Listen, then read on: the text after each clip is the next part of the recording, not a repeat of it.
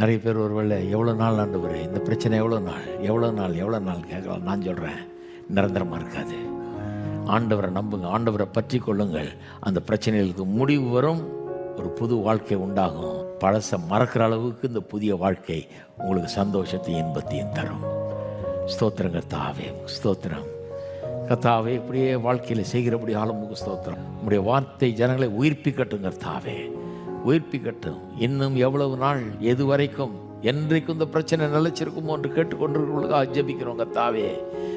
அதுக்கு ஒரு முடிவு உண்டு என்பதை அவர்கள் அறிந்து கொள்ளட்டும். இயேசுவின் நாமத்தினாலே இந்த காரியங்களுக்கு முடிவு உண்டாகட்டும், முடிவு உண்டாகட்டும், முடிவு உண்டாகட்டும் கர்த்தாவே.